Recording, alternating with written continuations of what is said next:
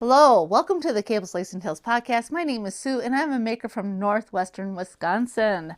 Hello, today I worked late again, so it's a time crunch and I am only going to show 3 whips. I have learned some things with these 3 whips and I think it's actually really interesting. And the first that I'm going to show, which is my vegetable patch cardigan, I'll have all the information over here. As you know, I was working on my sleeve. It comes from this book. It is a Knit Picks Homestead Cables. I don't know if they still have it on their website. They probably do.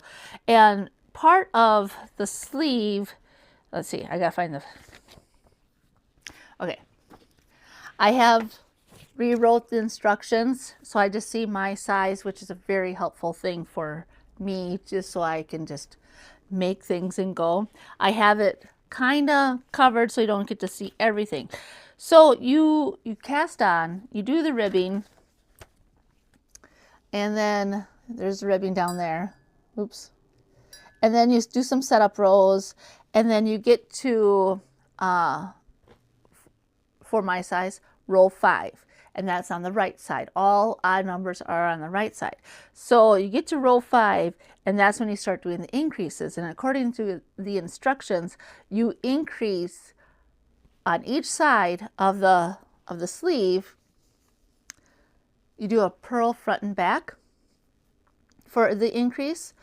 It's easy, although these blunted tipped needles don't make it as easy as, like, say, a sharper needle would.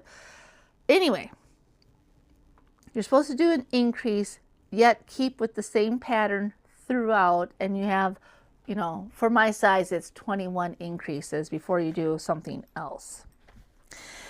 So I was like, well, I did the first 2 increases. So I did row 5 and row 7. So 5, 6, 7. And I may not have done 8, but I may have been on like row 1. And I was like, well, how do I keep the pattern the same? So I'm going to hold it close. The pattern here is essentially, when you're working from this side, right side. Hold on. That was annoying. So you have this little motif here, and then you have your cable, and then you have it again, and you have it, and you have to keep that pattern throughout. And I kept thinking, well, how do I increase it the purl-wise and then keep it with the pattern? How would I do that? It really stumped me because it doesn't say in the pattern book. I reread the instructions. It didn't give me any like tips or tricks. It just said keep the pattern throughout. So then I went over to Ravelry, and no one had any information about it. They just did say that this is a very oversized sweater, so I'm hoping I did the right size for me, which I am doing, I think, the 4th size.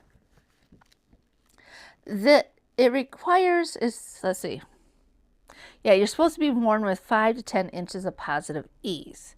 And I am doing the 4th size, which is a 48-inch bust.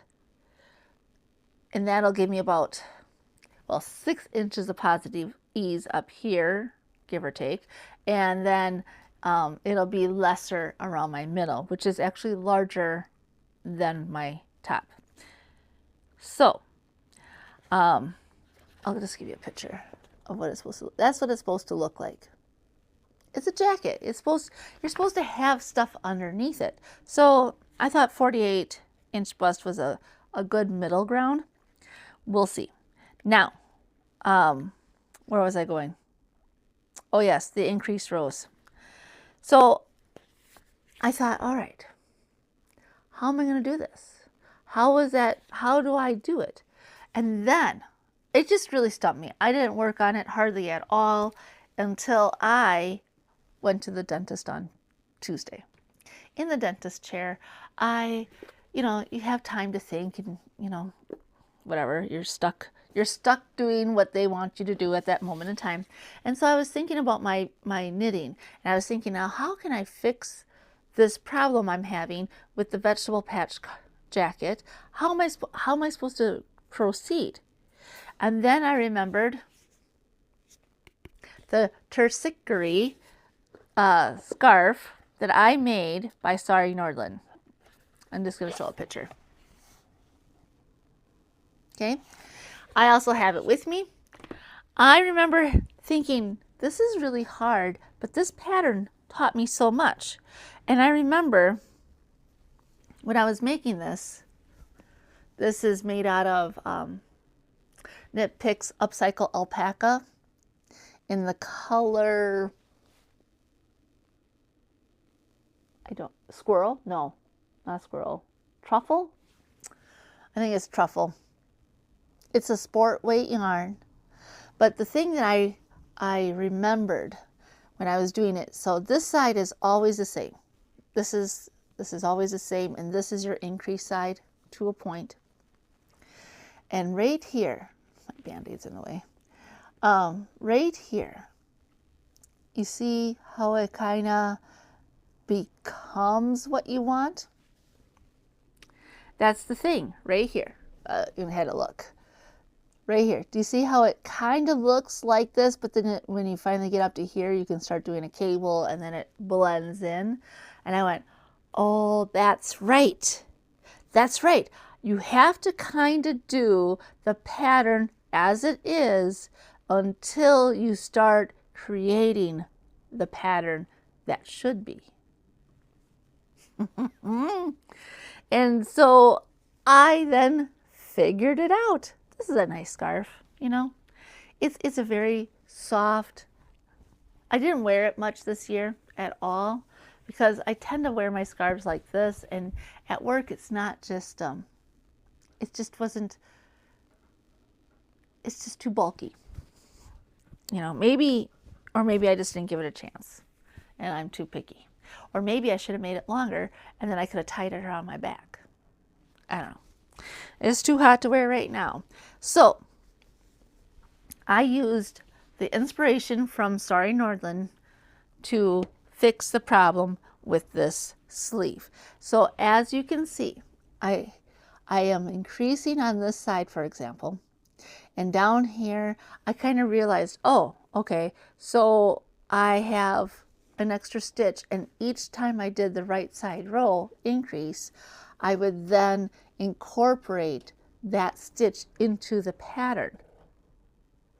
There's a cat over there making noise. Anyway, so, and it's really hard for me to see in, because there's a lot of light shining at my eyes, but right here you can see I did half the cable. I did half the cable because I wanted it to start creating that look, and then as it grows, I will continue making that. I am using the color Shire Heather in Knit Picks Wool of the Andes worsted weight. It's a thin worsted, you know, it's not too bad, but sometimes it gets pretty thin in certain areas. This is a beautiful color. It's going to be a beautiful sweater. Whether it's oversized or not, I'm going to wear it. Put a lot of work into it, and it's just going to be. Now, I'm going to move my pin, the Keep Me Honest pin. So I have been keeping track of my my rows and what row I left off on, because that is actually really important. See, I'll put it right here. Because it's sometimes hard to see where you're at when you're thinking about all the other things. So right now I will be doing row 4, and I have accomplished 12 increases so far. Now it's fun. Now I know the challenge, and it's becoming fun, and it's growing, and pretty soon it'll be done. And then I'll work on the next one, and then I'll start blocking and sewing it all up. The needles I'm using are Knitter's Pride, the old brand, Zings, and they have a blunted tip, and I am using size 6, or a US size 6 or 4mm. It required a different needle size for her gauge, but I got gauge with a US 6. All right, onward and upward. Let's see here. I'm going to move this. So it's a nice pattern. The designer name is Anni Howard, I believe. Yes, by Anni Howard. You can get that pattern off of Ravelry. I did find that out. So, you know, if you don't want to buy a whole book, you can get that pattern off of Ravelry.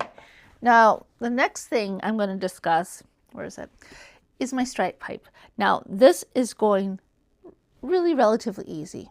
I'm just making it to a certain amount of length, and I just keep on going in the round and the round, and there's not much to discuss about it other than I figured something out.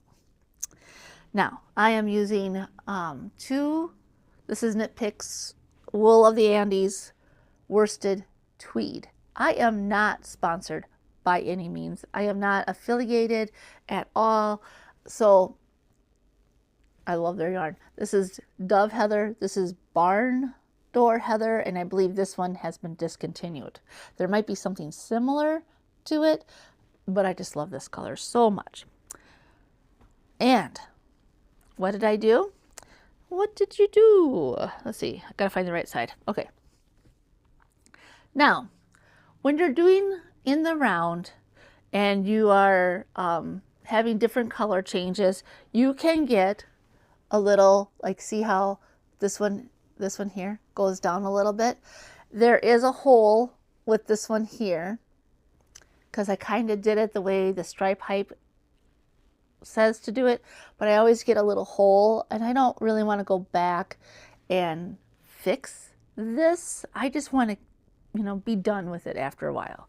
So after I thought, you know, who cares? It's just underneath the arm. Is it really going to be that noticeable with this type of yarn? And I went back and forth, yes and no, yes and no, yes and no. And then I had an idea. And the idea worked. I don't know if this is a true thing, like this has already been figured out by multiple designers, and I'm just, you know, maybe I heard it along the way or what. I have no idea. But I started carrying my yarn along. You can kind of see it laddering up, and you can kind of see it zigzaggy. So what I do now, I drop, say I was just done with the dove. So I drop the dove and I start working with the barn door. And I'm going around and I get back to my green marker is the beginning of the round. And then I knit no more than 5 stitches.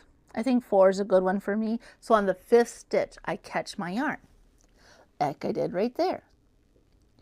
And then when I get back to this area, I do 1 less, and then I catch my yarn again, just by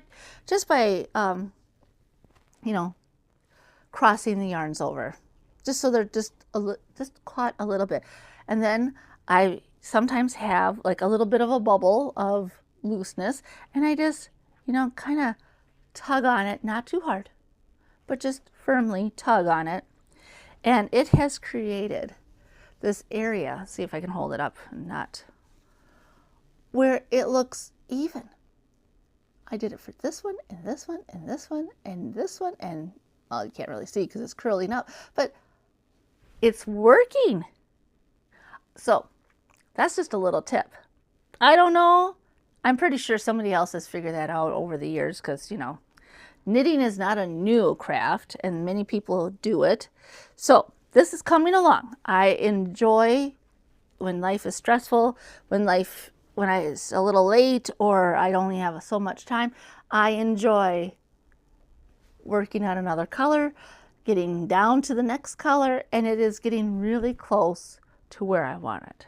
I haven't tried it on yet, but from what I see, it's really, really getting close. I don't remember how much ribbing it requires, so I should really start paying attention to that. Oh, yes, one last thing. I am using, I believe, a US 6 or 4 millimeter. I am, my hair, let's see.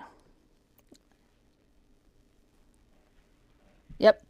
I'm using a US 6 4mm.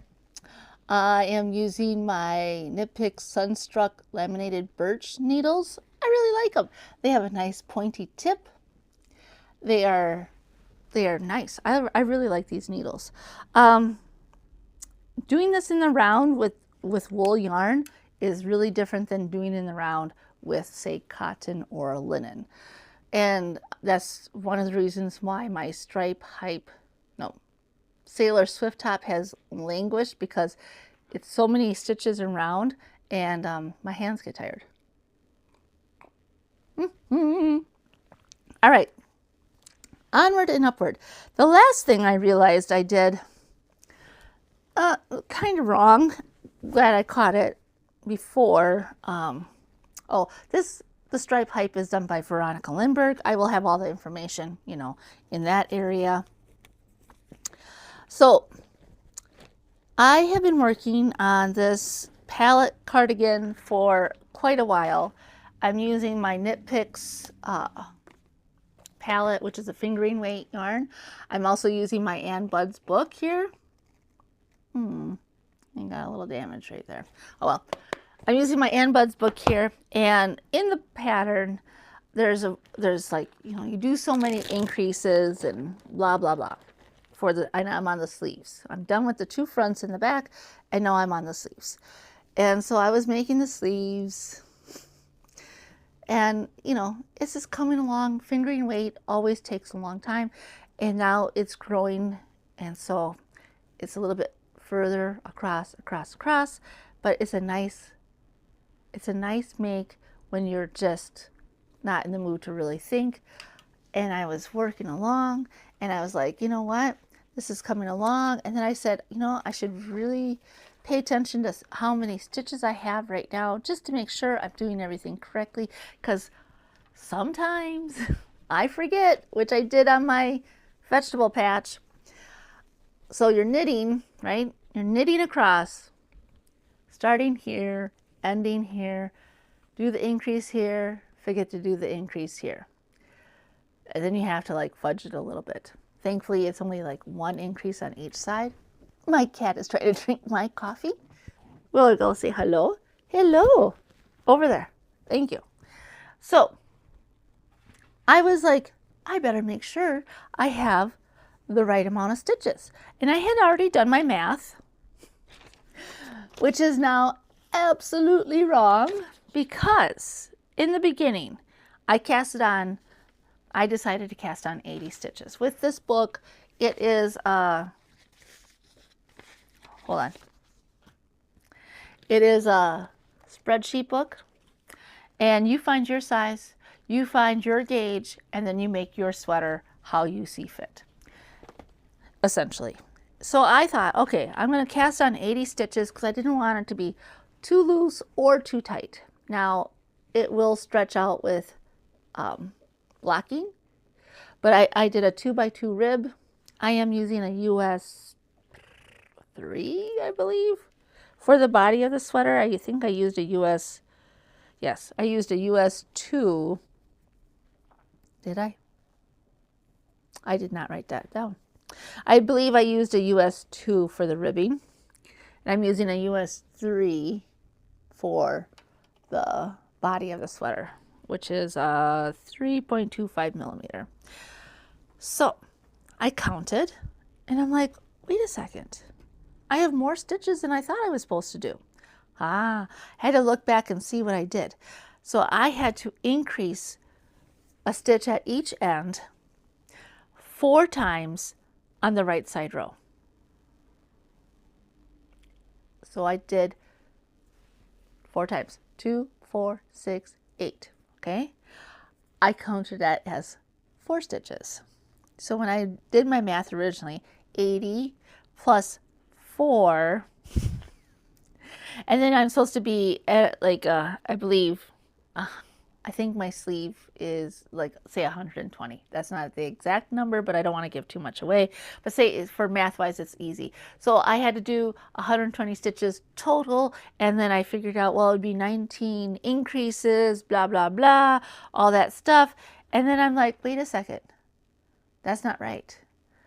I did not account for 4 of the stitches. I only did 4 stitches, not 8 stitches, not 1 on each side, just 1. So I redid all my math, realized I only had to do the total increases I needed to do next was 17 versus 19. So like if I did 19 increases, it probably wouldn't be that big of a deal. But the thing is that you need to do simple math to make sure you're doing the right things for the right part of the pattern. That is just key. And just knowing your simple math and kind of working back and then double checking. And even though I thought I double checked, I did not factor in the correct amount of increases. So I made notes to remind myself, and you know, it's coming along. This is a Highland Peruvian wool in the color Camel Twist. I love this yarn. I love this yarn so much. It doesn't even bother me that it's a 2-ply fingering weight and it's going to take forever to make, because I really, really, really like this yarn. I have a lot of items already made from this yarn, and I plan to make more items. So on that cheery note, not much has been going on around here. Well, that's not entirely true. There's always a lot going on, but sometimes I just don't feel like sharing every small detail in life about every little thing. But needless to say, it is quite hot now, and it's too hot. And one of my coworkers is basically the same age as me. She's a year older, and she wears the don't give a hoot, don't pollute, because we grew up with that saying. Anyway, today she came out and she's like, oh, it's hot out here. And I said, yeah, too hot, too fast. And she said, that's right. We are too hot, too fast, and possible tornadic activity tomorrow. We'll see. Maybe it'll go south. No one needs any more flooding or tornadoes that have been happening at the southern part of the state. And what else? That's about it. This is a shorter podcast, and I do want to say thank you again for watching and participating in the comments and liking, and you know, coming back week for week just to see how everything is progressing through my knits or crochets or my other makes. So on that cheery note, I hope you are all doing well, and take care, have fun. Bye for now.